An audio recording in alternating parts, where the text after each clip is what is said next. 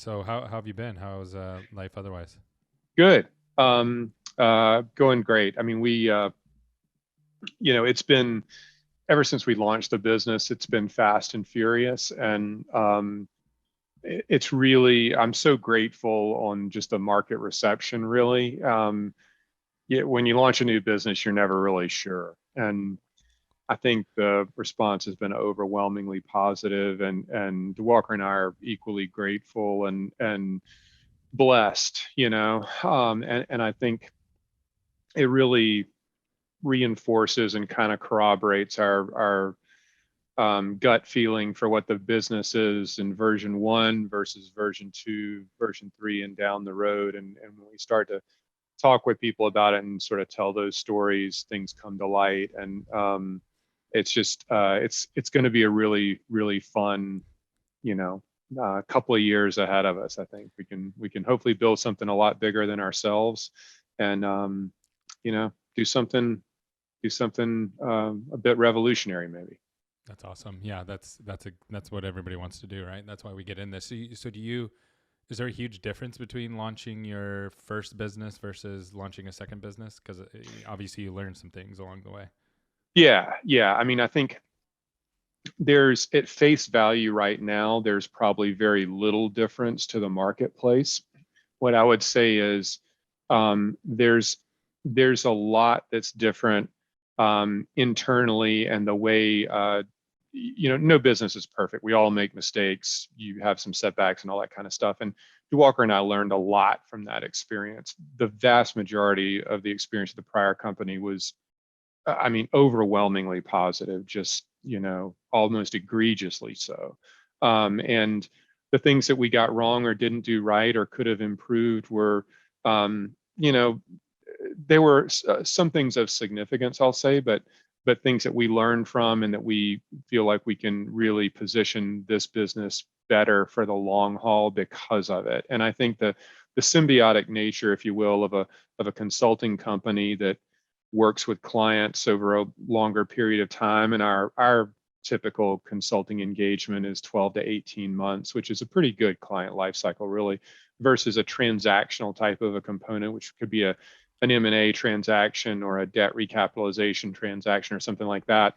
That's kind of like boom and bust, feast and famine. Yeah. It's sort of, if you think about a dental practice, at least a general dentistry practice, the beauty of it is that you have the hygiene component that makes up what 20 to 30% of the revenue mix usually, and that's consistent revenue. It doesn't really ebb and flow that much, and it kind of gives you that confidence of a foundation to build bigger, if you will. And that's what the restorative and operative type revenue streams are. And for some dentists, they like to learn how to do IV sedation and full mouth reconstruction, and Yep. take these bigger swings for more comprehensive type procedures. Well, we're not that different, and when we look at some of those larger transaction value services that are boom and bust, it's nice that the business isn't 100% tethered to that and the anxiety levels that it brings along with it. So, we feel like the consulting business, the core business, is really strong. It's a great message. We have a competitive advantage and a unique look to that is really nice to not have to compete on a level playing field, if you Yeah. will. And it's kind of blue sea, as they say, in terms of competitive strategy. And so I think that as long as we can defend that position on the consulting side, it will help us spread the breadth of the services we offer, and that we can build a much taller structure on top of it. So And you at and you least guys that's the are. theory. Yeah, and I think you're right. And for those who are not as close to you, and I've you guys are different, right? Like that's the simplest way that I always tell people is like they're going to go through a different process than other people are going to take you through. And I'm not privy to the whole thing. Obviously, I haven't been through it with you, but I've seen the back end of it from, working with different clients. So what is the biggest difference, not just between you and maybe a competitor, but just consulting, right? Like what you guys do from a consulting standpoint and kind of what everybody else does is from a consulting standpoint. Where do you think, if there's a couple things that really separate that? Yeah, I think it's a really good question, and one that I do get asked often, because our target market, our ideal customer avatar, a buyer persona, or whatever you want to call it, the people that we choose to work with are group practices first and foremost. So we really don't work with too many solo practices unless those practices desire to be, go from one location to 10, right? But just your 50% of the market, traditional solo practice, usually a single dentist, and that's not our core market. Ours are group practices that are doctor founded and debt funded. So they are all pre-private equity. These are the dentists that are usually the founders of the initial practice, and they are all too often still working clinically, and they're in some phase of transitioning out of a clinical role and into a leadership role, CEO, visionary, whatever, that leadership role, right? And I think many of them have worked with dental practice management consultants in the past. Yep. And there are a lot of dental practice management consultants, some of them that do things slightly differently or have a niche focus or something like that. But most of those dental practice management consultants are what I would categorize as operational consultants. They are people who come in and help you to schedule more efficiently, and they work on some aspects of culture, and they talk about case presentation and acceptance, and hygiene efficiencies and recall retention and all this type of stuff at an operational level, which is super important. And we really don't do any of that. So the first thing that, when people say, well, you're a consultant, I've already worked with a consultant, I don't need consulting help, they may have already worked with a consultant and either had success or failure with that. We're business strategists. We work with the C-suite. We work with the leadership team. It's usually the founder or founding partners of the business. And we work with them on growth strategy. So they come to us and they say, I've got 3 locations. One's my first location, which is the castle. It's perfect. It's it's a flagship office. The other 2 were acquisitions, and they didn't go quite as well. So we need to fix some of that. And then my vision is I want to take this from 3 locations to 15 locations in 5 years. And and my desire is that I want to sell the business. I want to be out, and I want to put, after all debts paid off, taxes, transaction expenses, and all that, I want to put $10 million in my bank account. How do I do that? And so we build a financial model of their business that has the debt structure piece, because, like I said, all of our clients are using bank funds to grow. And if the bank doesn't continue to lend to them, your growth strategy doesn't mean anything at that point, because you don't have a funding mechanism. 100%, so, yeah. We want to look at the debt piece of it first. We want to look at a lot of operational parameters and aspects of the business that we think are important in terms of like utilization rates and things like that. We want to look at certainly the cost structure of each of the locations. So hopefully those 3 locations in this example would be set up on individual P&Ls. So we would have line of sight reporting into the cost structure of each of those businesses. We want to benchmark the expenses to figure out, are they above standard or below? And what's the trend line over the last couple of years? Meaning, is the number getting better or is it getting worse? And a lot of people don't look at that, or they don't have the context around that. Is that right? Well, they don't. And the challenge is that most of them are using something like QuickBooks, which is great. I mean, it works really well. Or their accountant is, maybe taking their QuickBooks and putting it into a little bit better financial statement, but their accountant may not be dental specific. So what you end up with is a profit and loss statement that has every expense line as a percentage of revenue. And that's okay, But if it doesn't give you any benchmark to compare against, how do you know if you're doing well or not? Mm-hmm. So it's just a number on a sheet of paper, but it doesn't give you any actionable intelligence in terms of really how to manage to the number. And then the comparable piece is to prior period. So if you so I grew up in Patterson Dental Company and was a general manager for 15 years. And if there was one thing that they drilled into us, it was P&L management, and we Yep. were responsible for all of it. So let's take dental supplies, because that's everybody's favorite expense category. And if I tell you that you're running, a group, for example, that's generating $10 million in revenue, and you're spending $600,000 on dental supplies, well, the QuickBooks would tell you that's 6% of revenue. Okay, fine.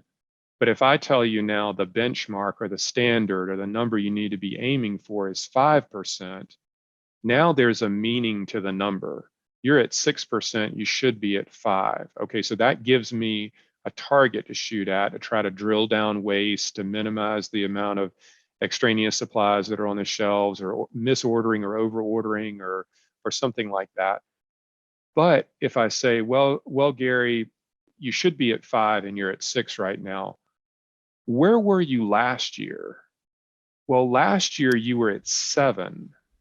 So you're actually making progress. So you're The trend trending. line is, Yeah. trend line's going in the right direction. So if you have a P&L that's set up with just percentage of revenue, it doesn't give you anything actionable. It's called line of sight reporting and managing by exception. So now that I say you're not at standard, but your trend line's going in the right direction, let's figure out what we need to do to gain that other point. So these are sort of the thought processes behind a lot of this. When we start working with clients, we really drill into the numbers, because we're trying to generate what's known as operating leverage. And operating leverage is simply growing the bottom line faster than the top line. So real quickly on that, that operation leverage, I think operating that's really, leverage. yeah, I think that's really, really important. So what are you seeing out there? Like, how do most people perceive that? And then how do you guys come in and help with that? Yeah, so I think that, again, this is kind of the fallacy of what worked in a solo practice doesn't work in a group. And this is one of those kind of perspective shifts that you have to have as the business evolves and changes. So if you're operating a solo practice, and you're the owner of that practice, obviously, and you are also the lead dentist, the chief economic engine in it. If you want to fix your problems, just throw more revenue at it, right? Yeah, and back at Patterson, revenue covers up a multitude of sins, right? Yeah. So we used to say sales cover sins. You got a problem on the expense side, just jam more revenue at it; it'll take care of itself. Yep. Well, that's okay in a finite type of a perspective, but it's not okay if you're trying to build a group.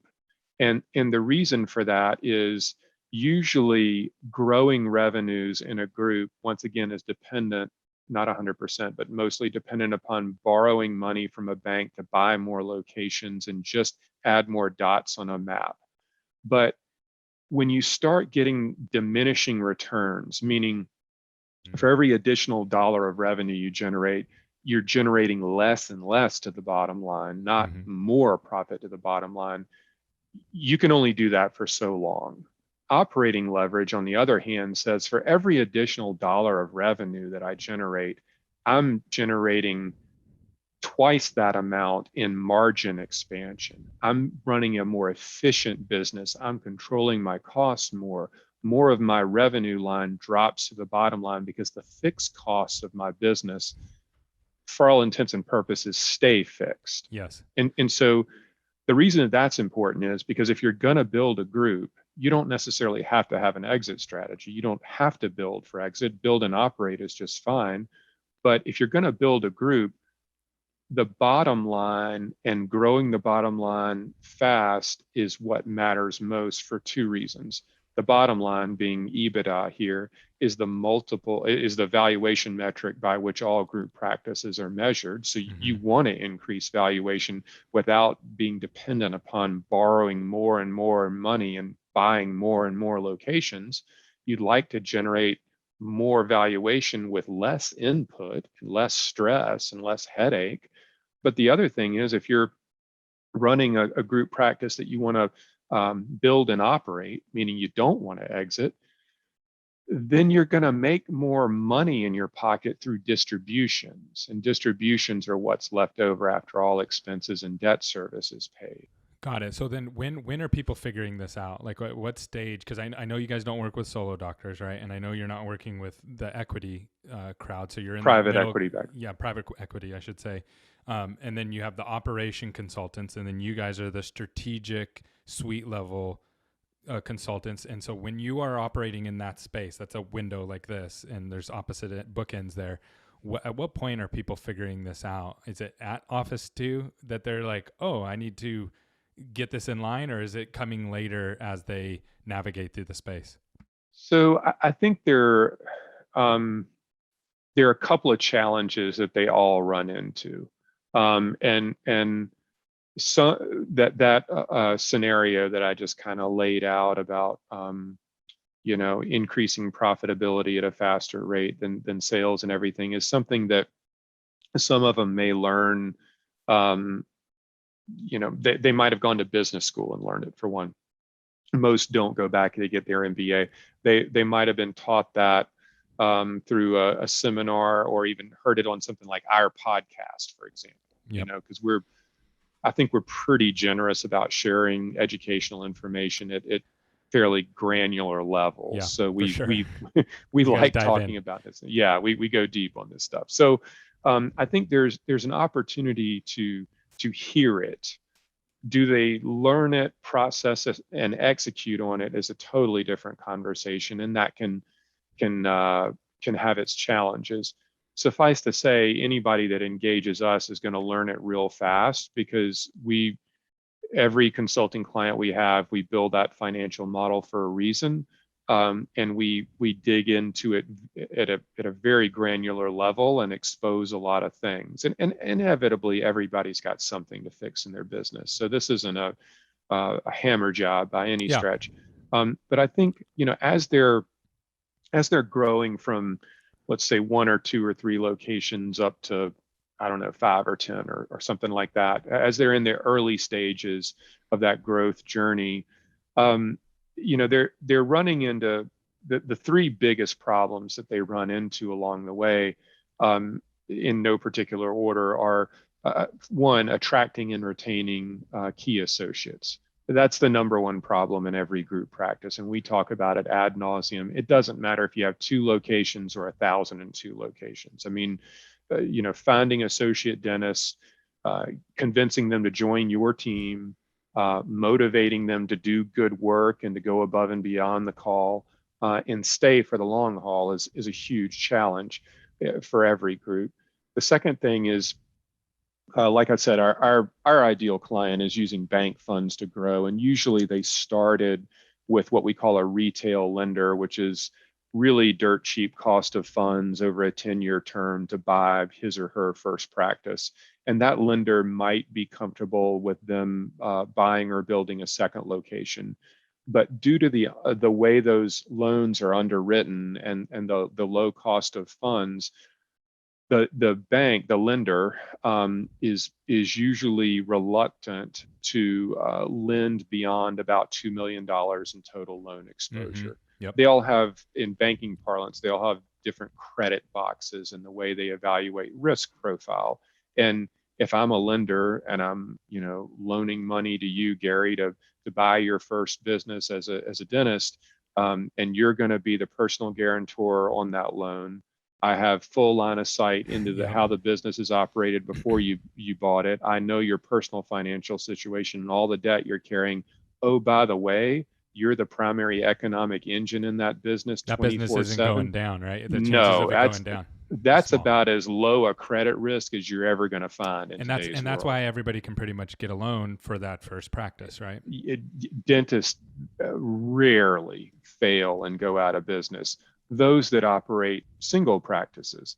Now it's different when you go back to borrow money on locations 3, 4, and 5, Yep. because you may still be practicing clinically, but you're not practicing clinically 4 to 5 days a week in every location. You're spread thin. You're a business owner and an entrepreneur now, and the bank looks at underwriting that risk profile completely differently than when it was just you in the first location. So that, after attracting and retaining associates, we call this hitting the debt funding wall, which is, $1 million marketing term for why a primary, an initial lender might not agree to lend beyond a certain threshold, be it number of locations or total loan exposure. And then the last challenge is that that original founder of the business, that dentist that has worked clinically and is usually the largest clinical producer in the business, transitioning to more of a full-time leadership or CEO role. Working in the business and working on the business simultaneously, as we all know as entrepreneurs, is really, really challenging. And it is for a dentist as well. So if he or she is working 4 days a week clinically and their personal income levels are really high because they're a super producer, Yeah. And they have a standard of living based around that income level, and none of us do what we do for free. We like the toys of life and everything. At that point, they start to transition out of the chair. Well, that doesn't mean that the patient load goes away.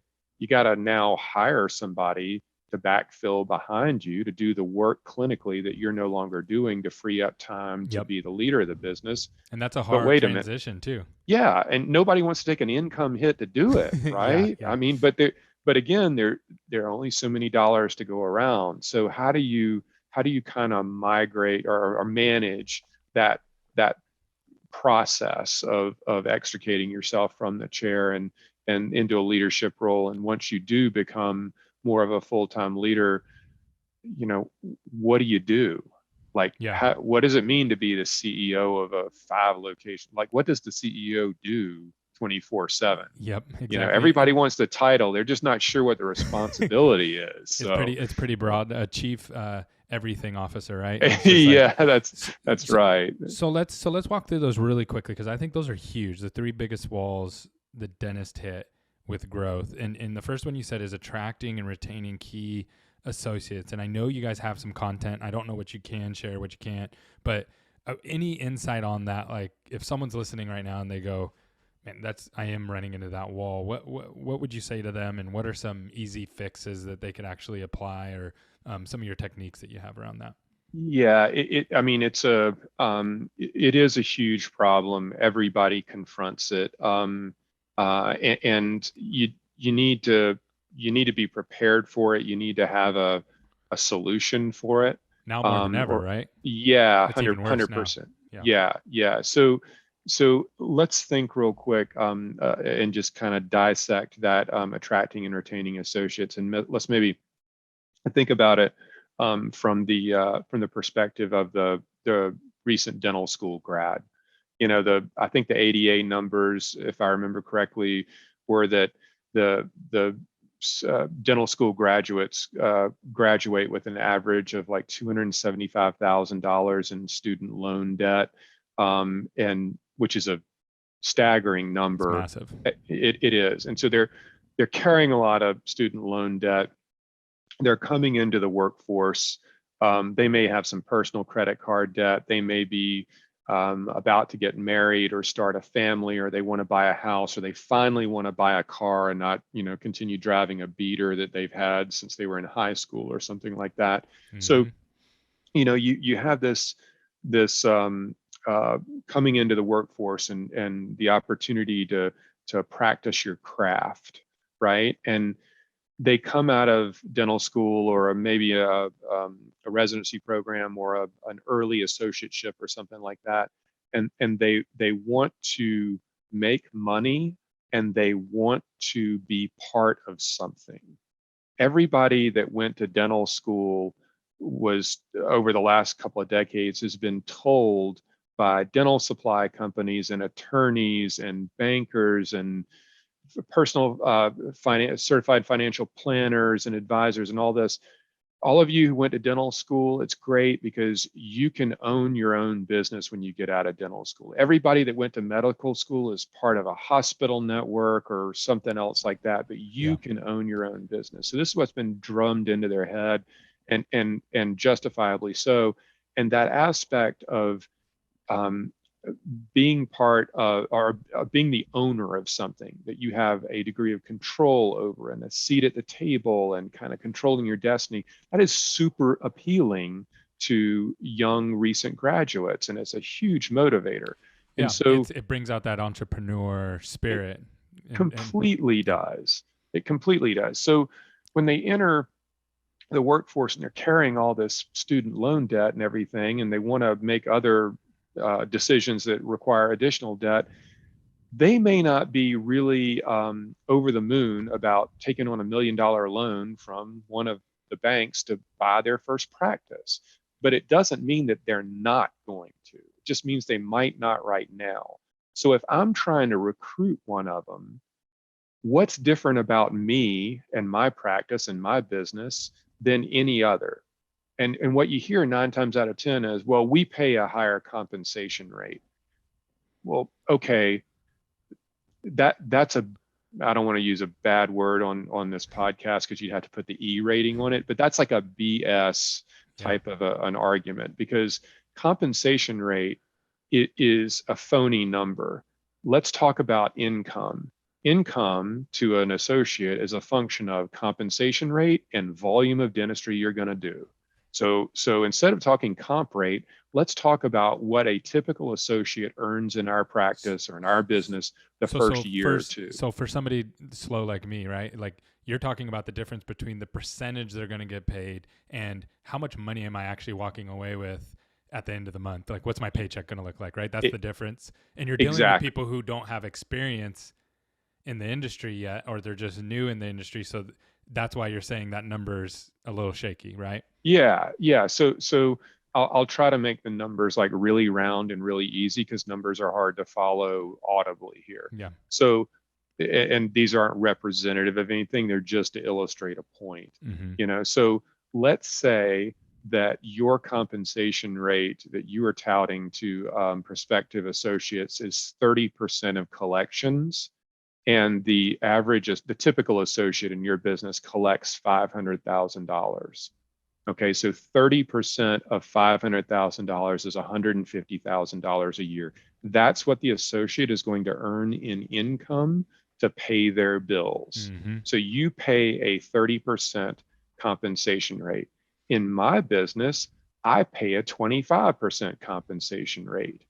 Whoa, that's a lot less. Yep. But if the typical associate in my business generates $1 million in collections, which is a lot more than what they do in your business, now 25% of $1 million is $250,000, and that's a lot more income than 150 in your business.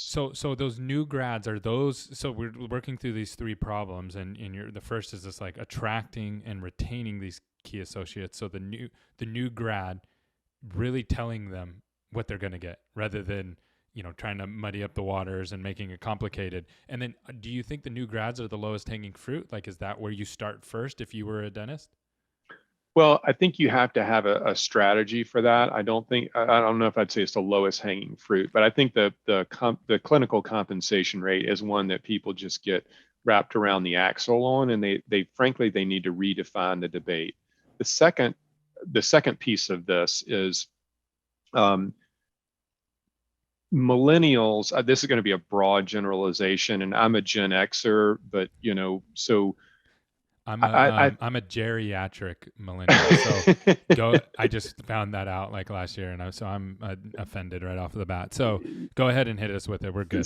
Yeah. So I think this is probably hopefully a generalization that holds true for the better, which is that as generations enter the workforce, the younger candidate pools are more apt to make commitment decisions around things like core values, not necessarily fully about compensation.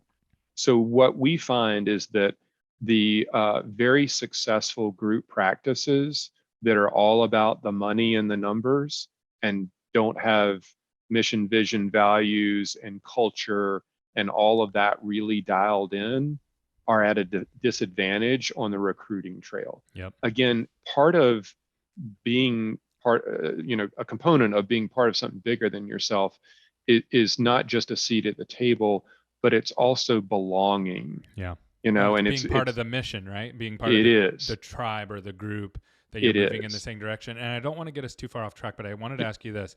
What percentage of the people that are coming to you asking you for help don't have that dialed in?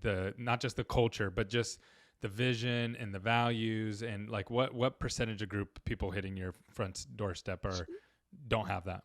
Yeah, so I would say that probably most of them have defined something around core values, mission, vision, and values, and that. But how much is it really part of the fabric of the organization? I'd say less than 25%. Wow. So this gives you a huge competitive advantage right off the bat. So the reason that you're starting here with attracting and retaining key associates, you started with grads, but you could use this for anybody. It's starting with that mission of this is what we're trying to do together, and this is the direction that we're going together. And that's going to give you a leg up on a huge percentage of 75% of the people that you're competing with out there, right? Yeah. I mean, I think, the culture piece, you can't underscore. And what you want, if I am trying to recruit somebody, is you want to create something in their mind where that candidate says, that's a business I want to be a part of. I want to be there. I want to be part of what they're building. Whatever that secret sauce is, whatever makes them unique is something that I'm going to die trying to get a job there. You need to sell them on that. And I think the culture piece, people just sort of they whitewash, or they talk about culture at an annual company meeting, once every 364 days. If it were me, I'd lead on the recruiting trail for that. And I think that that's critically important because it's a point of differentiation. Not all dental practices or group dental practices are one and the same. They're the more you can make yourself unique is the greater advantage you can get out of it. Yeah. And so if you're leading with culture, mission, vision, values, and you can, almost quantify that to somebody and give examples, it's a differentiator. And if you can create clarity around how that young person is going to earn a living, that's important. The next piece of it, I would say, is mentorship and development. Yeah. So when I said like there's the attracting piece, like you want to recruit them, you want them to want to come work for you, and then to say, listen, if you do come work for us, here's what your first 90 days looks like. We are going to take an active role in your development. This is a collaboration between you and us. We want to make sure that you're comfortable here, that you bed in, that you really become part of the team. We want to embrace you. Again, there's that sense of belonging, and it's collaborative. It's not a one-way direction here. Beyond that first 90 days, within the next 2 years, here's your clinical development path. We want to make you a better dentist than what you could become on your own. And this is the way we're going to do it. Now you're creating a system, a process, something that somebody says, I got to be a part of that because that's my future. Now I can see what it's going to be like. So if you're going to pull this off, you need to have strong HR, right? Because that's going to be the culture side of it, or somebody on that side of the wing. And that's really the attracting piece, and as well as the retention piece. But then the mentor side is that's going to be more of like a chief dental officer, right? Because I couldn't mentor somebody like on how to do some of these things and how you're going to go through clinically. So who's doing that? Is it a chief dental officer? And then if the CEO is also the dentist and they're doing the CEO gig fractionally, then who's doing that mentorship? And is that the vacuum that you usually see, or do you look at it from a different angle? Yeah, so this is a conversation we get into with a lot of clients, and I'm gonna come back and put a bow on the associate piece in just a second. But since you asked this question, I'm gonna go ahead and answer it now. So the three most critical roles in growing a group practice are the CEO or visionary or whoever's like looking 9 to 18 months out over the horizon that says where the business is going to go, right? I mean, so that's the role of visionary or CEO, is really the person who paints the picture for what the business is going to become in the future. Sort of alongside that, or maybe beneath that on the org chart, or however you want to think about this, is the COO, or someone responsible for the business side of the house, the operations, the administrative side, if you will, making sure that all the blocking and tackling get taken care of on the administrative side of the house. And then the chief clinical officer or chief dental officer is the one that functions usually as the mentor, to answer that question, but really manages the clinical side of the house. One of the things that got DSOs in hot water in like version 1.0 20 years ago was that you had bean counters on the operational side of the house dictating to dentists that they were taking too long to cut a crown prep. Yeah. And then we all know how that turned out, right? Yep. So now the beauty of where we find ourselves and what many of the smaller groups are trying to keep sacrosanct, if you will, is that the chief clinical officer or chief dental officer manages the dentist and the dentist side of the house, and the chief operations officer handles the administrative side of the house, and never the twain shall meet. And if you can keep those two functioning independently, but still mutually beneficial or symbiotically, then you'll build a really great business. So the mentor piece, yes, is a chief dental officer. They set the clinical standards for the business. They're the ones doing chart audits, God forbid, disciplinary actions, terminations. They're also involved with recruiting and really making sure that the clinical philosophy of the way we do things, presenting cases and all of that, is that you don't have any rogue operators out there. And that's critically important to maintain that clinical integrity of the business, for sure. But they are the ones that help lay out that mentorship program early on, and then the development piece that would be the ongoing skill development to expand your craft, to do more complicated procedures, to make a greater impact on patients and everything. That's good. Okay, so I definitely jotted that down. So 3 most critical roles. I think that's huge. And then the synergy between those, like strategically thinking through, because those are who's, right? Those are not, there's some what's tied into it, but you got to have the right people. You can't just grab anybody and do that. Now, so going back up to what we were talking about, the 3 biggest walls dentists hit with growth. So it's the attracting and retaining key associates. Yeah. Mm-hmm. And we said culture and mentorship.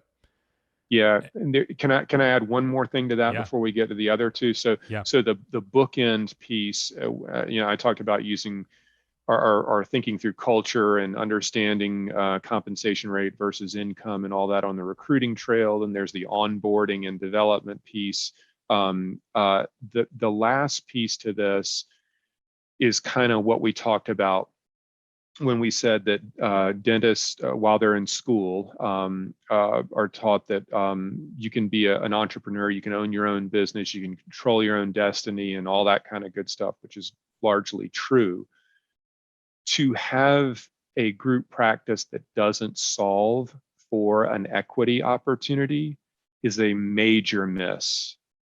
And nobody's going to stay in no associate that's a high performer, at least, is going to stay in a business where they don't have a track for equity, an opportunity to earn equity or to buy equity or to become a partner in the business. Now, and a lot of these bigger practices, like these bigger DSOs, right? They've kind of pivoted in their position on that, right? Completely, Yeah. and justifiably so. I mean, they, we see a lot of different equity structures out there, and there are a lot of different ways to kind of skin that cat, so to speak. But for, a young associate entering the business, be it out of school or out of an early associateship in a prior organization that's carrying a lot of debt, they may not be predisposed to want to take on more debt to buy into the business. So how do you create an opportunity for equity where they don't have to write a check for it? And that's the real thing that we've been able to build a mousetrap around, to be honest with you. And I always joke that when I talk with us about people that I'd love for anybody in the audience to think that my partner Diwakar Sinha and I are the biggest geniuses in all of dentistry. And if you want to believe that, have at it. It is obviously it's true. Don't let me dispel it. But the equity models that we built for group dental practices are based around something called restricted stock units and profits interest units that are commonplace in corporate America for management level executives and high performers. And he and I were the beneficiaries of them when we worked for corporate America. So when everybody kept coming to us and saying, how do I attract and retain associates? If you hear that same question 1,000 times, the light bulb starts to go off that maybe there's a problem, and how if we could solve that, and so it took us quite a while to do this. And if you ever want to see an Excel model that looks like a bowl of spaghetti that's all wrapped around one another, this would absolutely be it. But the idea is that an associate, through their high performance in terms of collections, can earn equity in a business without actually having to buy it. And the founder takes dilution, meaning they go from being 100% owner of a business to 80% owner, for example, and the associate or associates earn some percentage of the business. But due to their high level of performance and the increasing profitability of the business, the value of the founder's shares grows at a faster rate than the dilutive impact. So they become a slightly smaller owner of a much larger pie. And it's truly one of those scenarios that's win-win-win. It's a great thing for the associate. It's a great thing for the founder or founders, and it's a great thing for the business overall. So and why hasn't that become more popular? Like what's the roadblock in dentistry to make that just take off where everybody does it if it's such a win-win? Yeah, it's a good question, and I'm going to try to be humble in giving you this response. So I think the reasons that it hasn't become commonplace are a couple. One, the traditional way of partnerships in dentistry is, I own a practice valued at $1 million. Gary, you're going to be my 50% partner. Go to ABC Bank, take on a $500,000 loan and buy in. All right, so that's the way things have always been done, whether it's deferred comp or immediate buy-in or earn in over time or whatever. So that's the way that everybody knows is commonplace. Or we just pay you a really, really high compensation rate in exchange for equity, and you're a hired gun kind of thing. Well, now with the opportunity to use a model like this, it does create a lot of really compelling outcomes. And I think the more people get exposed to us is the more people are asking about it. So when you hear people ask about RSUs, for example, we've been talking about this for 4 years now. And I mean, that's probably, they've heard something we've said, they've read something we've written, they've seen a presentation or something, and now it's starting to enter the parlance of the industry, if you will. The real reason that it hasn't taken off is because it's damn complicated to create. And I mean, this thing, the initial version probably took us the better part of a year of modeling this. And every quarter we iterate something on it to create a either a more complicated outcome Yeah. based on something that a client says, like, hey, well, could we do this, this, and this? And DeWalker, being the genius that he is, never tells a client no.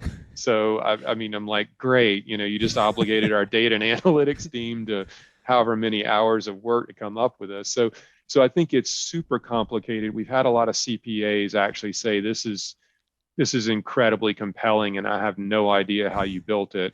And we keep that pretty close to the vest. We'll give them a PDF of it, but we don't give them the working model. Yeah. And I think understanding it as thoroughly as we do on how it all fits together, and then working with a handful of law firms that understand the legal structures to facilitate this, from award agreements to operating agreements and all that kind of stuff, is also critically important. So it's not easy. It's very complicated, and it would take somebody a lot of time to do it.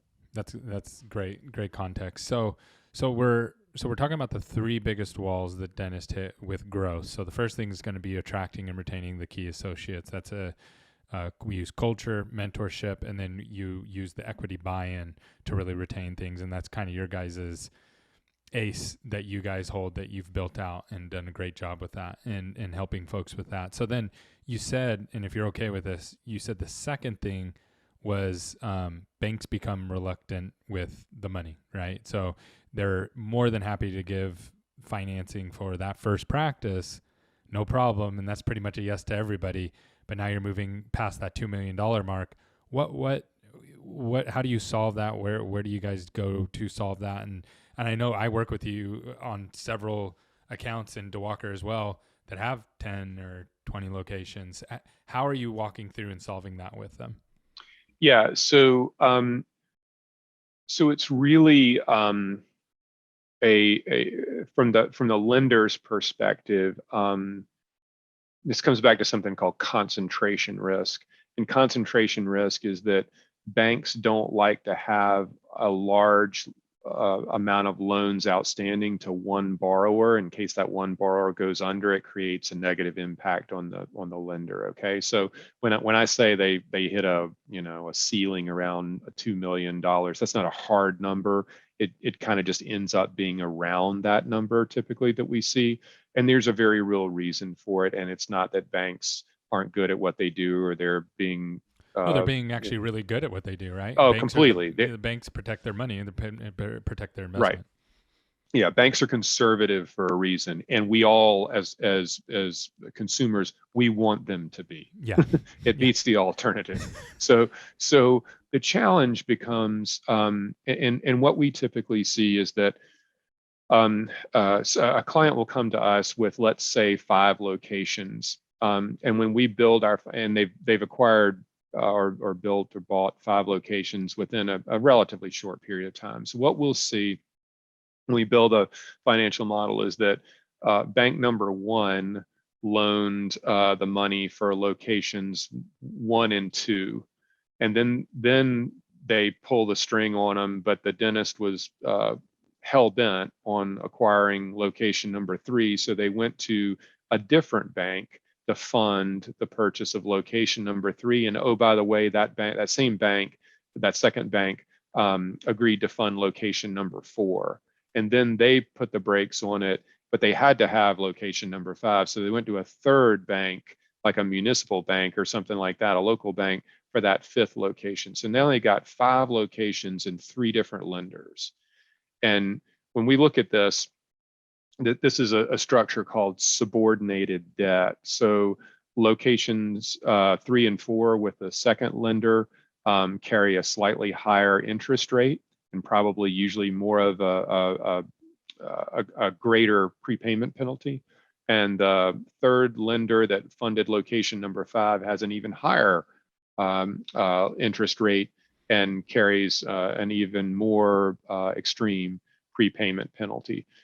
There's probably in the covenants from the initial lender on numbers 1 and 2 in the covenant structure, a covenant that says that the borrower cannot take out any subordinated debt without prior approval from the senior lender. And I can tell you that I would be really generous to say that 9 times out of 10, the borrowers don't read the covenant structures. It's probably more like 99.5 times out of Well, yeah, because it's 100. like this big of a piece of paper. Yeah, Yeah, a stack exactly. of paper. Yeah. So technically they're in violation of the agreement with the originating bank. So is this But is the this bank, just as simple as, and again, just for me, who I've never taken out a loan to start a clinic or a dental office. So is this just as simple as like I get a first loan on my house, and the first loan on the house says you got to get permission to get a second loan on the house, and I just go and take out a second loan and don't tell the first loan? Is it that? well, it's similar to that, but it would be if your primary mortgage company for some reason said that you couldn't buy a vacation home unless you mortgaged it through that primary, that they Okay. wouldn't do that, Yeah. but that's kind of the theory, loosely termed there. And again, that's to protect the initial bank from a credit risk profile. So this is not so the reason to illustrate this point is because eventually when entrepreneurs pursue this strategy of just finding another bank to fund each location, the shell game ends at some point and you can't get more funding for additional locations and the game's kind of over. The that's the problem. They've been seeking what we call retail lenders that are rate and term, really usually low cost of funds, 10-year terms. They haven't looked for business to business banking that says, let me take a look at your business plan. What are you Mm-hmm. trying to build here? You're trying to build a 10 location group and you want to buy 3 locations a year over the next 3 years or something to that effect. Well, what does your business plan say the revenue projections are? What's the EBITDA? How frequently do you want to deploy this capital?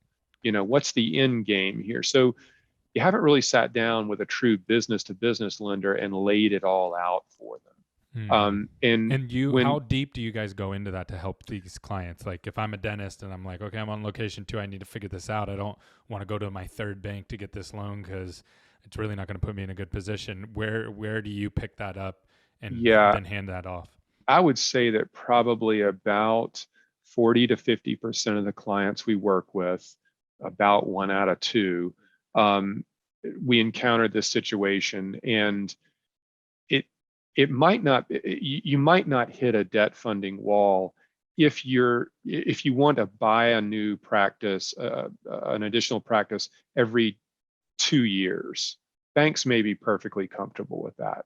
Um, that being said, I don't know many entrepreneurial dentists that are looking to buy another location every 2 years. It's more like 2 every year. Yeah. So that's the rub. So it's not just that banks are bad or retail lenders aren't the way to go. They might be, depending on the pace of your growth strategy and also the target that you're looking to acquire. Is it $1 million practice? Is it a $300,000 practice? We want to get behind all those numbers, and we want to understand the real volume of funds that it's going to take to execute that growth strategy and how fast you want to deploy them. And then at that point, we've built the financial model of the business and the 5-year growth pro forma. So what does the next 5 years look like? Well, Perrin, I'm going to acquire 2 practices per year. Each one's going to be an $800,000 purchase price. It's $1 million in revenue and 200,000 in EBITDA. And we kind of lay all this out in a stair step method over about 5 years and say, okay, here's where the bank's going to cut you off in year 3 because you've exceeded your leverage ratio in the following ways and parameters. We need to find a lender that's going to fund the vision that you have for the business and give you the credit facility. It's kind of like line of credit, right? They're going to give you the credit facility that renews every year as long as you continue to operate the business the way you have. And if we can do that, then it's a secured source of funds that can take you to the finish line. You should never outgrow it. Got it. And then how important is the relationship with the bank on that front? Is that like the key component, is that you're building this relationship with them and they understand your vision and where you're going and they can get behind it? Is that basically what you're looking for? Yeah. So let's redefine the term relationship. Okay. Because this is a really good question. And I was about to jump in, and I'm glad I didn't, to actually listen to your question. So you and I think about, and most dentists, when they start out, think about relationships in the terms of who's going to take me to play golf this weekend, who's going to buy me a steak dinner once a year. Every banker says they want to be in a relationship with you. And what they really mean is they want you to do your business checking with them, and oh, we can get you preferential rates on a home mortgage. We're in a relationship with you and everything like that.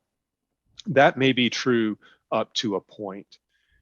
Business to business banking is about business, and it's about business relationships. It's not about playing golf, and it's not about going to Del Frisco's and having a nice bottle of wine together. Okay. It is about the health of the relationship in a business context. So are they relationship people? Absolutely, around the context of the business you're trying to build. So do they want to know about you, what your vision is, what makes you different? Do they want to know the numbers behind the numbers? Do they want to know what the next 5 years look like? Yes, they do. They want to know the subjective piece. They want to know the objective piece. And the credit officers are super concerned about how you're going to deploy their funds and how you're going to continue making payments on time, all the time, with a great degree of buffer, if you will. Okay. And that buffer is called debt service coverage ratio. So if they sign off and say, you know what, Gary, we love the business you've built. It looks really good. We love the business you're building. We want to be in a relationship with you. That relationship means we're committing to you to continue to fund that business every year, as long as you continue to operate the business as well as you have. Yeah. And these are credit facilities that probably span somewhere between, on the low end, $3 to $5 million, and on the high end, I think we just closed or about to close one for like $25 million. So if positioned correctly for our core client, they should never run out of debt funds. And the only reason they should leave this lending institution is because they chose to go the route of private equity and bring in a capital partner at that point, but not because they couldn't secure the funds to continue to grow. And that's a much better way of operating the business, because it's like having conditional pre-approval. You know the funds are there. Go find the businesses to buy. Don't go find the businesses to buy and then pray to God that the bank approves it. Yeah. All right. That's backwards. That's not a good model. Yeah. No. So we're three biggest walls dentists hit with growth. First was attracting and retaining key associates, and we went over three things under that. Next was the lender side of it, and really too. Well, I'm going to tie this together at the end, but I'm really interested to hear this third point if you're ready to move there. You said the transition in going from that dentist, from an entrepreneur to a dentist to that executive leader, and how that works. So how do you help support people around that, and what are some of the pitfalls that you're seeing there? Yeah. So it's an eerie parallel to a book that has been revised multiple times called The E-Myth. I'm sure you read it, by Michael Gerber. It came out in, I don't know, maybe the 80s or 90s even, but the E-Myth is E stands for entrepreneur or entrepreneurial. And it talks about a business owner from a standpoint of what he calls the technician to the manager to the entrepreneur. And the technician is, and they use a bakery as an example. And it's a great book for your audience if you haven't read it. I haven't read that one. I'm going to check it out. Michael Gerber is Gerber, if memory serves me correct. If you Google E-Myth, you're going to find it. So it's an easy read. And the premise is that entrepreneurs start out performing the craft. And in his example, the person who owns the bakery, she's so excited about it, she is a baker. A dentist that owns a dental practice is a dentist. He or she is working on patients, doing clinical work.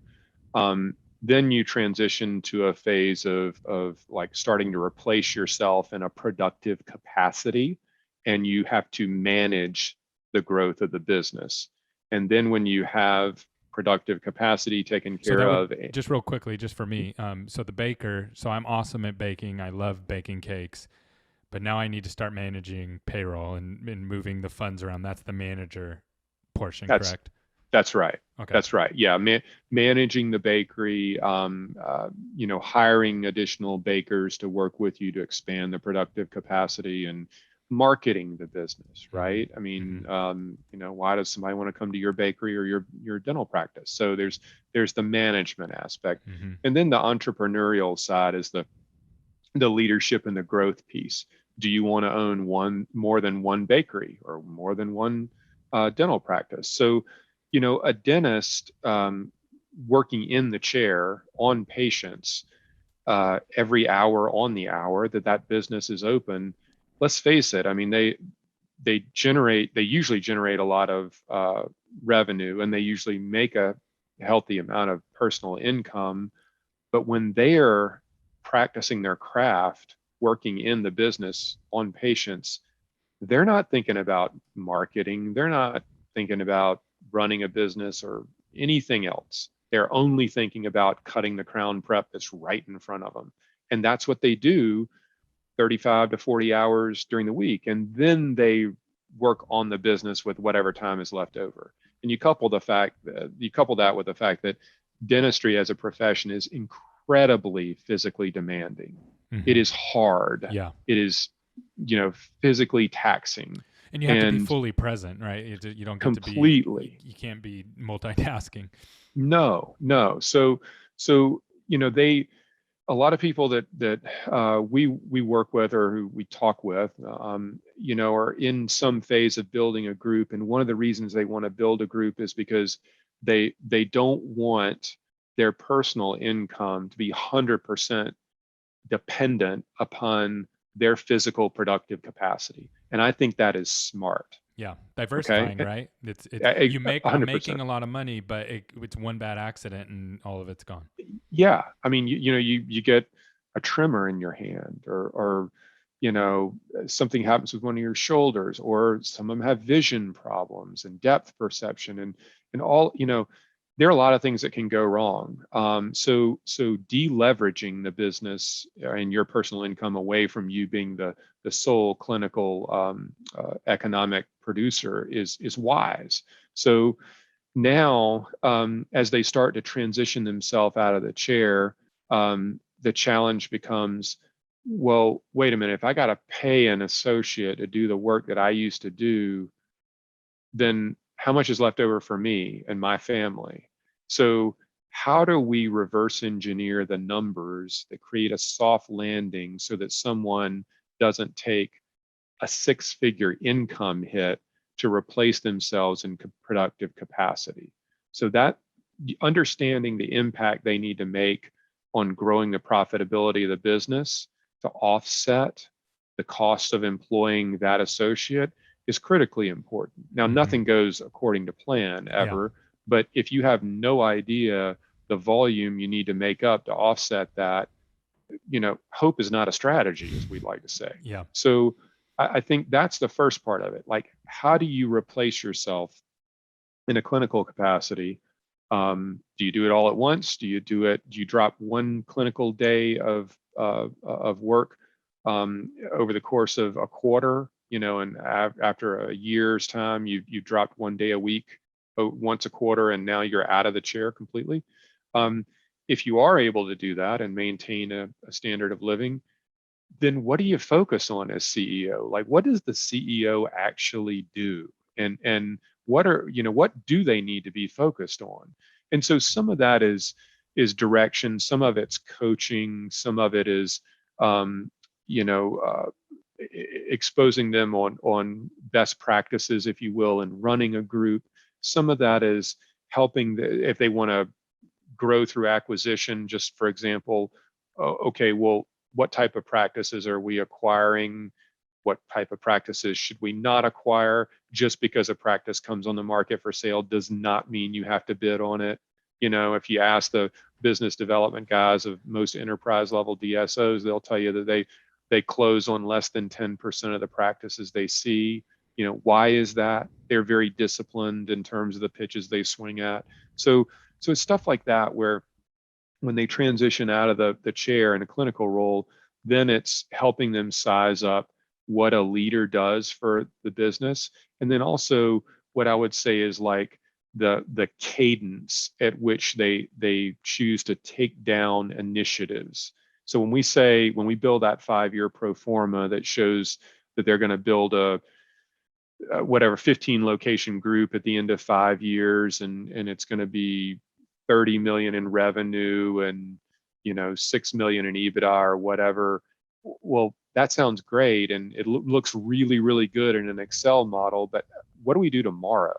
And what are we doing next quarter? So this kind of comes back into strategic planning from a 5-year, 3-year, 1 year, broken down by quarter, deliverables, objectives, and some of it's business reorganization.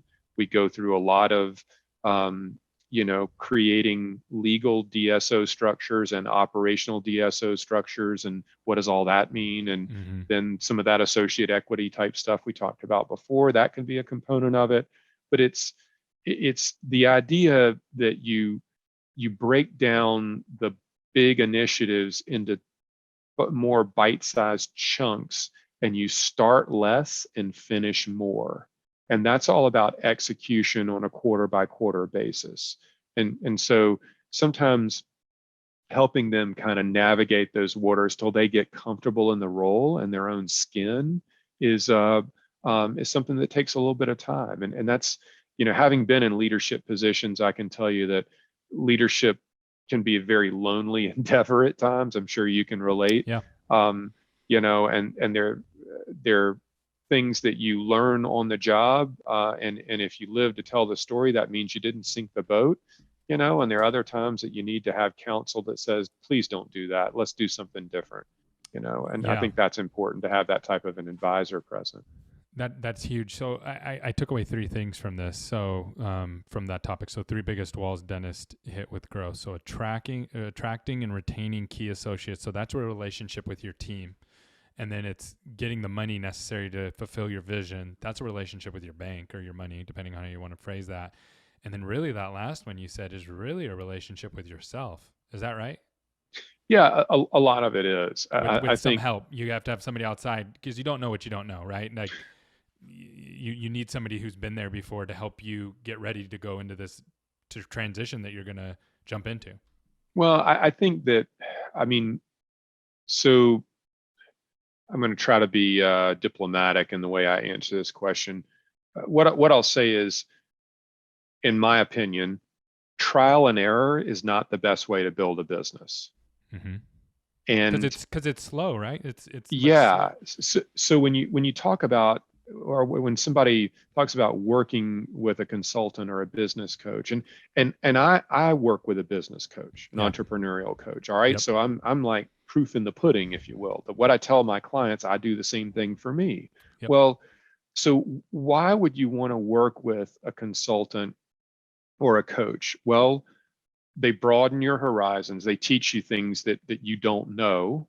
They accelerate your learning curve. Like, could you learn it on your own? Well, yeah, I think so. If given unending amounts of time, I think you probably could learn it on your own. So do you want to learn it on your own? And if it takes 5 years, or would you rather have somebody else take a year and get you to the same outcome?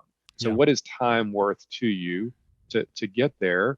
And then the other thing is, not making the same mistakes that everybody else does, or at least minimizing the impact. So you have a greater degree of confidence in terms of operating the business that has your name on the door and your name on the dotted line. And I don't know this about other consulting companies. I have my opinions about it, but the way we approach consulting is that we are not a forever consulting company. Our typical engagements with clients last somewhere between about 12 to 18 months. And I think the reason that's important is that we fully expect to work ourselves out of a job. So you're hoping that you solve their problems, get them out of the rut that they may find themselves, or the place that they're stuck strategically, and you're planning on doing that over the next year and a half, so they can keep going towards their goal. Yeah, I think, we want to teach them how to run a better business. We want them to be more confident in it. And we want them one day to look at us and say, Perrin, I think I got this. If you want to keep us on a limited retainer, and I have some clients that do that, and I think it's healthy for them, and it's really fun for me to stay connected to the business without it being quite as intense a relationship as it was before. But there comes a point where if we put out all the fires on the stove and we create systems and processes and some formulas for growth, and you understand how to groove pitches and keep hitting them over the wall, go do it. You don't necessarily need me there for the next 10 years to do that. And I think that some people have been involved with consultants that maybe outlived their life cycle and stayed on for too long. Yeah. That it wasn't in the best interest of the client. And so we say that up front. Look, if you're going to work with us, it is intense. We charge a premium for what we do, and we think we're good at it. But just know that this is going to be a lot of heavy lifting for probably 12 to 18 months. And then we're going to either downshift or transition out. And I think that's kind of a bit of a differentiator for us, is the way we work with clients. And I think maybe it's a bit of a relief to somebody on the other end too. Well, it gives you something to work towards, for sure. So I have a question for you. So when you're coming into these businesses, what kind of business operating systems do you enjoy working within? So when you're going and someone has 10 practices, they want to go to 20. When you're coming in, do you want to start with a clean slate, or do you want to have different business operating systems, or is there different ways to approach it? What's your thoughts on that? Yeah, so I would say we are not a formulaic cookbook style of a consulting company, and I'm glad you asked that question, because I do think that there are a lot of dental practice management companies out there that do have more of a cookbook, and that's okay, because when you're working with solo practices, if they come to you looking for that cookbook, they couldn't build a cookbook on their own, and the cookbook has a ton of merit.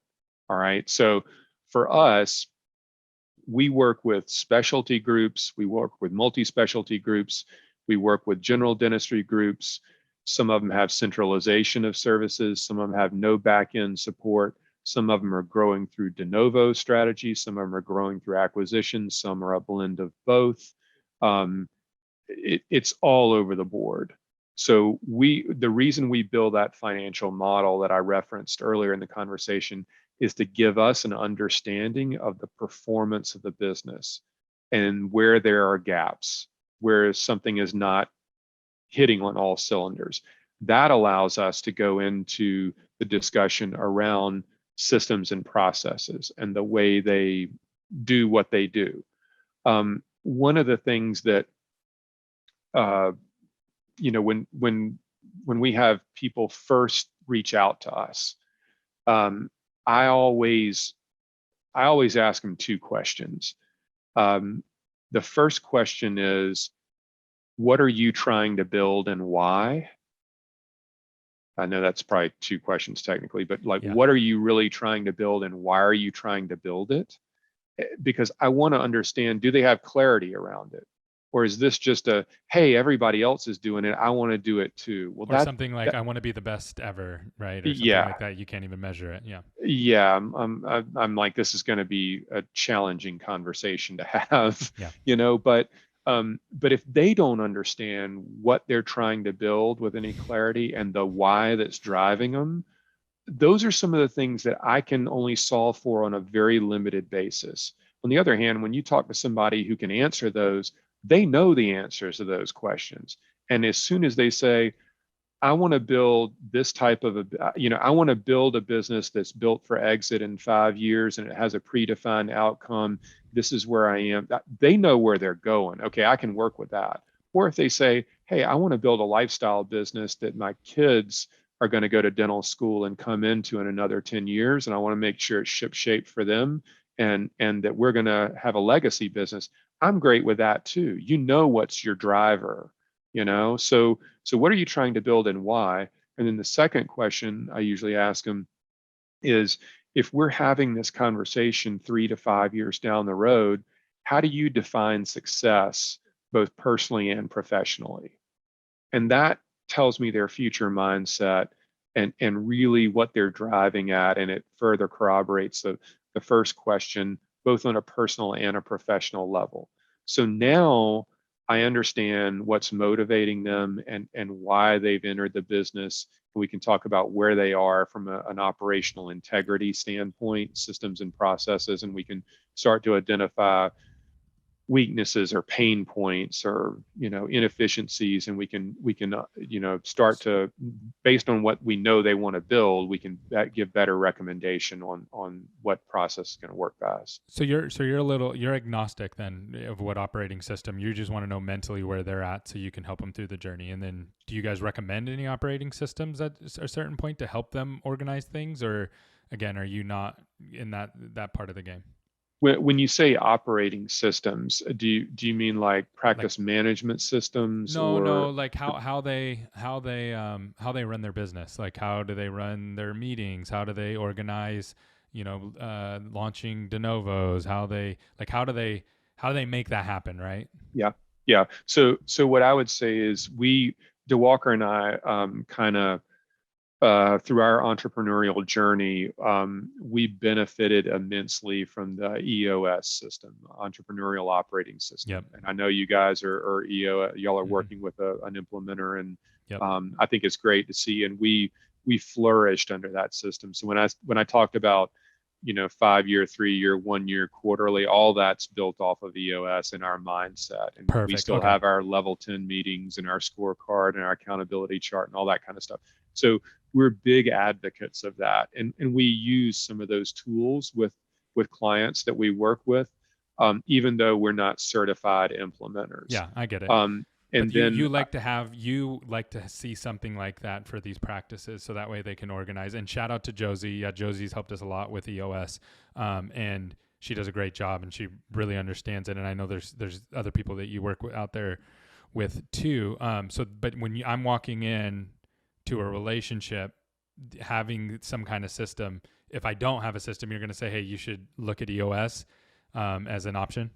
Yeah, I mean, I would say EOS is is fantastic. It's great. I mean, we have some clients that have read the book Traction and tried to self-implement, and the way the book is laid out doesn't make it user-friendly for implementation, but you get the concept behind it. Mm-hmm.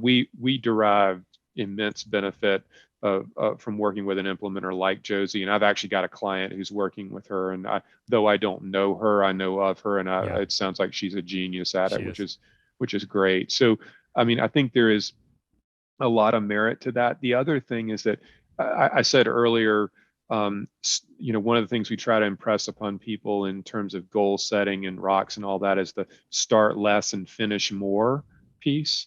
And not try to build the entire business in 90 days that you set out to plan over 5 years. And I think that EOS forces you to only take on what you can achieve and complete within a 90-day phase. And I think that's immensely important for somebody who's newly transitioned into a leadership position and his or her operational team that's responsible for executing it. If you think, visionary integrator type of a role, DeWalker's the visionary for our business. I'm the integrator. So all of his mad genius and his 101 ideas every quarter, and I'd say, okay, pick 3. Yeah. Just At the most, you right? got, yeah. You can pick 5. I'm going to strike 2, and we're going to have 3. So, but I think that's important because successful businesses are built around execution, and you just can't stress that enough. And you can't be everything to everybody, and you can only execute on a finite number of things in a given period of time. And more around the restricted stock units. How does that, Yep. So I'm a dentist. I just hired 2 associates. They're younger. I want to open up a bunch more practices, and I need to get them bought into the vision. How are you going to tie in the restricted stock units, and how do you protect me as the owner as I move through that process, but make it a win for the for the associates as well? Sure. So restricted stock units or RSUs are pretty commonplace in corporate America, usually with publicly traded companies. And in an LLC, it's technically called a restricted membership unit because your restricted stock is in a C corp, and membership units are for LLCs. But if you ever hear RMUs or RSUs, it kind of means the same thing, just for the way we're going to talk about it. It's what's known as an earned equity award. So how does an employee earn equity in a business? In this case, an associate, right? We're talking about associates in a group dental practice. So the first question whenever I'm kind of broaching this subject with a prospective client, and they're unaware of what an RSU is or how it functions or what it all means, let's just take it from the top. So right now, you are 100% owner of a dental practice that's valued at $2 million. If I can create a pathway in 5 to 10 years time, let's say, where you go from being 100% owner of a business valued at $2 million to an 80% owner of a business valued at $10 million, which would you rather have? 100% of 2 million or 80% of 10 million? It's very similar to how you present to the associate how they're going to get paid, right? It's just a shift in your mindset. The numbers are different, and it's just changing the way you're splitting up the pie. Exactly. Exactly. It's not the percentage ownership. It's the value of what you end up with, or the value of what you hold, right? The value of the shares. Okay. So if the person says, well, Perrin, obviously, I would rather be an 80% owner of a business valued at $10 million, now I have them in the right mindset. So the whole concern around taking dilution, meaning giving up shares, is not really giving equity in a business. You never, ever give equity to somebody. Equity is either bought or it's earned. Okay. So taking dilution means that somebody earned those shares. So how do they do that? And what are the mechanics behind it? So when we look at building these pretty complicated models, and we do an analysis of the business, one of the first things we want to find out is, for the associates that are in your business, what does an average associate generate in terms of collections? And we are not going to build an earned equity system around average performance. We want to increase the level of performance. We want to chin to a higher bar. We want to create exemplary performance. We want to have an incentive, a carrot, a goal to hit that helps everybody in the business included raise the bar. So is the question, like the reframing of it, just to change the mindset of giving away my business? I like what you said there. It's always earned or purchased. Is it more at this particular point, you would be okay with giving some of your business or allowing someone to earn some of the business because your pie has just gotten so much bigger? Now you're comfortable with it. Yeah. So this goes back to the 80% owner of a $10 million business. Well, how do we go from a business valued at $2 million, like I said to start, to a business valued at $10 million? Like, how does that work? Like, how does the value increase? Well, the value of the business increases because the performance increases. And in this case, the EBITDA, the normalized cash flow, increases. Well, that sounds really good, in an esoteric concept in an academic world, but how do you actually do that? How do you actually create that performance? Well, a dental practice, or a group dental practice in this case, is a really great case study in the study of in the analysis of fixed costs and variable costs. You have your fixed cost of the property, plant, and equipment, as they say, and usually the payroll or wages, even though they're not technically a fixed cost. But the point is, any increase in collections, a lot of the increase in collections drops to the bottom line, because it doesn't take you anything more than a little bit of a compensation rate, maybe some lab, maybe some supplies, maybe a little bit on the marketing side, but a lot of that revenue falls to the bottom line. So if we can start to drive more revenue, more of the profit is going to be more accretive to the profitability of the business. And so when I say we're going to look at the performance level of the associates, and we're going to determine what is average, and we're going to set the hurdle or the goal above the average. Now we're giving people a bar to chin to, a target to shoot at. And we're going to say, hey, for all you associates that do the average of collections, we love you. We're going to pay you. You're going to get your clinical compensation rate on average performance. You're going to be fine. We're not taking anything away from you. But for those who are highly motivated, who see that the goal is above average by some level, we're going to allow you to earn stock in the company through your individual performance. And now they have a goal to shoot at. And now there's a bigger payout or a bigger compensation than just I've earned more money this month as well, right? Sure. And they also want to see the team do better as well, Yeah. right? Yeah, absolutely. So let's just say, and again, we'll keep numbers, I'll try to make them really broad and very easy to follow, because again, this is tough to follow verbally. Let's say that in your general dentistry practice, the average associate, your typical associate, averages $500,000 in collections. So we may set the goal at $600,000. And for every dollar above 600,000, we're going to pay you 20 cents on the dollar in company stock, in addition to your clinical compensation rate.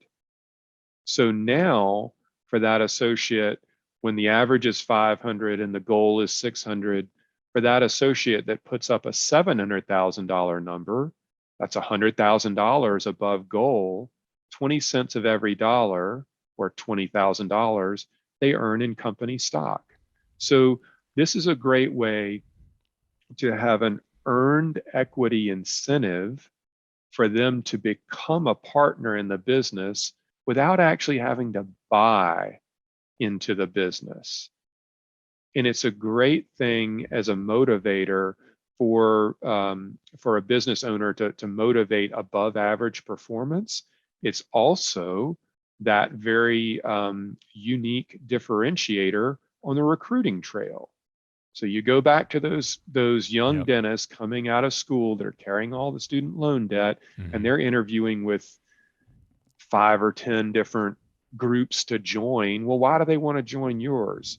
Well, if you want to join my group, here's what we're all about in terms of culture. We're looking for the right people that really want to be part of what we're building, that want to belong here. And this is what we believe in. It's the Simon Sinek thing, start with why. People do business with those who believe what you believe, that thing. So now we've got the culture piece.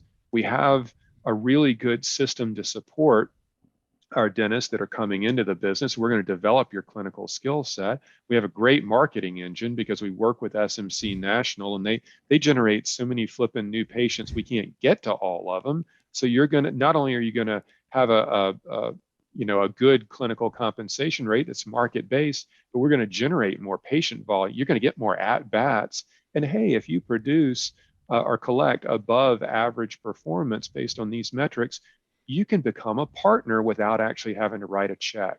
Yeah. What do you think?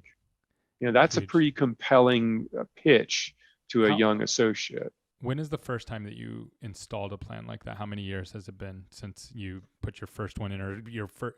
Maybe not your first one, but how long have you seen those plans roll out? Like, what's the lifespan that you've seen?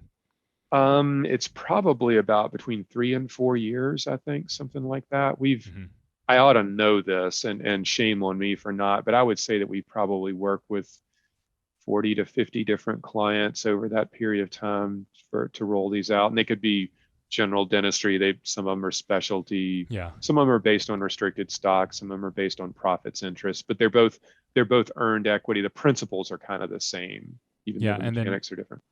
what's the difference in retention that you see from executing something like this, and then the growth speed that you see? Yeah, what we typically see is when we roll out the plan to the associates, and when somebody engages us to build one of these things, it takes about 60 to 90 days to kind of build a model and pressure test it and make sure there are about a dozen different levers you pull to end up at the answer,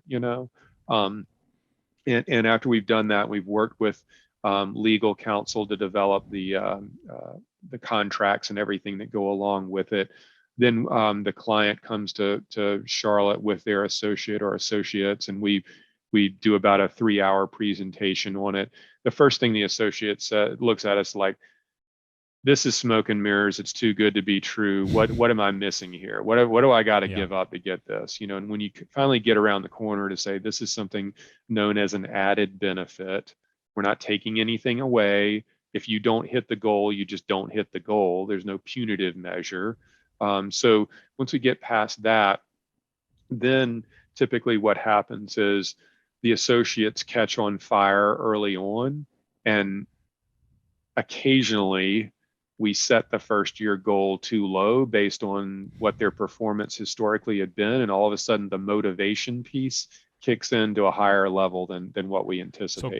So growth is immediate. Like, as soon as it comes on pretty quick, honestly, and I mean, so in which case the client, the founder that calls us back and says, hey, do we have a problem here? And our response is usually that, okay, they're earning at a faster rate than what we forecast, but because they're doing that, they're increasing the value at a faster rate too. Yeah. So, and we model these things out over about a 10-year period. So just because they come out of the gate swinging in the first year doesn't mean that an associate that put up a $500,000 collection number last year is not going to be collecting $2.5 million at the end of next year. Okay, we're not really concerned about that. So. Yeah, and then is retention like 100% now because they're not? I wouldn't say that it's. Yeah, I wouldn't say it's 100%. I mean, you have things that go wrong, and sometimes this weeds out the people that are coasters.